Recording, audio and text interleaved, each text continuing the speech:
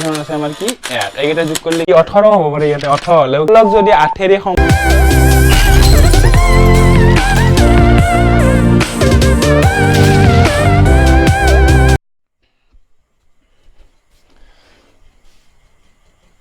Hello viewers, আজি আমি শিকিম 8 এৰে বিভাজ্য সংখ্যাবোৰ আৰু 9 এৰে বিভাজ্য সংখ্যাবোৰ চিনি উলিওৱাৰ পদ্ধতি। গতিকে প্ৰথম শিকিম আমি 9 এৰে বিভাজ্য সংখ্যাবোৰ। গতিকে মই এক্সাম্পলৰে বুজাম। গতিকে ফাৰ্স্ট আমি লৈছো 621 মানে 621 এই সংখ্যাটোক 9 এৰে বিভাজ্য হ'বনে নহয় ইয়াৰ নিয়মটো হ'ল আমি কি কৰিব লাগিব এই মানে 9 এৰে বিভাজ্য সংখ্যাৰ কোনো এটা সংখ্যা 9 এৰে বিভাজ্য হ'বনে নহয় সেইটো 3 এৰ নিয়মটোৰ দৰে একেই মই আগৰ ভিডিও বিলাকত দিছই 3 এৰে বিভাজ্য সংখ্যাবোৰ কেনেকৈ চিনি পোৱা যায় গতিকে হেইটোৰ দৰে একে মানে অলপমান ডিফাৰেন্স আছে গতিকে এক অংক কেইটা যোগ কৰিলে হ'ল ইয়াতে ফাৰ্স্ট অংকটো 6 আছে সেকেন্ড পজিশন আমাৰ আছে 2 থাৰ্ড পজিশন আছে আমাৰ কি 1 এইকেইটা যোগ কৰিলে কি হ'ব 6 6 2 8 8 1 আমাৰ কি হ'ল 9 গতিকে যদি এনেকৈ যোগ কৰাৰ পাছত আমি 9 ৰ গুণিতক পাও তেনে হলে সেই সংখ্যাটো 9 এৰে হৰণ যাব গতিকে এইটুক 9 এৰে হৰণ যায় গতিকে মেইন সংখ্যাটোকো 9 এৰে হৰণ যাব মানে এনেকৈ পোৱাৰ পাছত যদি আমি 9 ৰ গুণিতক পাও তেনে হলে সেই সংখ্যাটোক মানে মেইন সংখ্যাটোক 9 এৰে হৰণ যাব ঠিক না ইয়াতেও আমি কি কৰিম 1 + 5 + 1 + 2 গতিকে এই অংক কেইটা আমি লৈছো অংক কেইটা যোগ কৰাৰ ফলত কি হ'ব আমাৰ 5 1 আমাৰ 6 6 1 7 7 2 কি 9 তাৰ মানে কি এইটো আমাৰ এই সংখ্যাটো আমাৰ কি হ'ব 9 এৰে হৰণ যাব মানে এইটো প্লেছত যেনেকৈ ইয়াতে 9 পাইছো গতিকে এইটো মানে 9 ৰ গুণিতক হলে হ'ল 9 2 গুণ কি 18 হ'ব পাৰে ইয়াতে 18 হলেও কি 18 টো 9 ৰ গুণিতক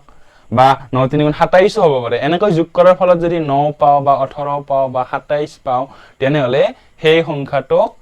9 এৰে হৰণ যাব গতিকে মই প্ৰমাণৰ কাৰণে 1512 টো এটা হৰণ কৰি দেখাইছো বাকি ৰৈছে 0 তাৰ মানে কি হেতু 9 এৰে সম্পূৰ্ণভাৱে হৰণ গৈছে ঠিক তেনেদৰে আমি এইটো চাও এইটোত বাকি 2 ৰৈছে তাৰ মানে কি সম্পূৰ্ণভাৱে হৰণ যোৱা নাই গতিকে এইটো আমি কৰি চাও 371 টো গতিকে 3 + 7 + 1 = কি হ'ব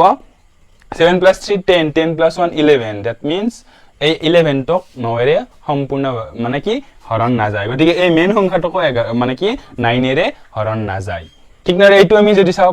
এবাৰ আমি এনেকৈ নেলাখা কৰিম ডাইৰেক্ট 5 1 6 7 8 8 8 16 17 18 তাৰমানে এই যোগফলটো কি হৈছে এই গোটেইকেইটা যোগফলটো আমাৰ হৈছে কি 18 18 টো 9 ৰ গুণিতক হয় গতিকে এই মেইন সংখ্যাটো 9 এৰে হৰণ যাব ঠিক না এইটো 9 10 11 12 12 যোগ 0 12 12 6 18 এইটো কি 9 এৰে হৰণ যাব সম্পূৰ্ণভাৱে এয়াই হ'ল আমাৰ 9 এৰে বিভাজ্য সংখ্যাবোৰ চিনি উলিওৱা নিয়ম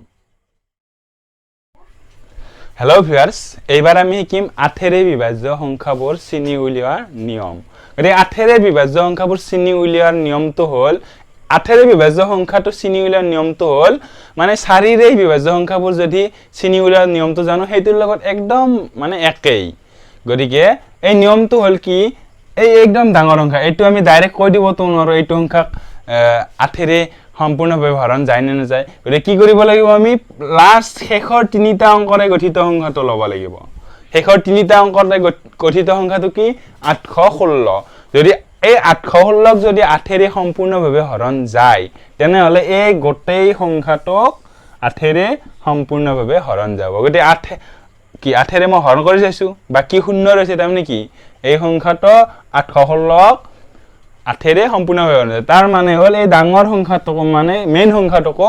8 এৰে সম্পূৰ্ণভাৱে হৰণ যাব ঠিক তেনেদৰে এবাৰ আছে আমাৰ কি আমাৰ 302 আছে গতিকে এই 302 টো যদি 8 এৰে হৰণ যায় তেনে হলে মেইন গোটাই সংখ্যাটোক কি 8 এৰে হৰণ যাব গতিকে আমি চাও 302 ক 8 এৰে হৰণ কৰি চাও গতিকে কি বাকি ৰৈছে 6 গতিকে 302 8 এৰে সম্পূৰ্ণভাৱে হৰণ নগল তাৰমানে গতিকে এই সংখ্যাটোক 8 এৰে হৰণ না যায় গতিকে এয়াই হ'ল 8 এৰে কোনো এটা সংখ্যা 8 এৰে হৰণ যাব নে না যায় হেইটো সোৱাৰ ট্ৰিক গতিকে ভিডিওটো ইমানে মোৰ ভিডিওবোৰ মানে লাইক কৰিব মানে আৰু শেয়াৰ কৰিব আৰু চেনেলটো সাবস্ক্ৰাইব কৰিব ধন্যবাদ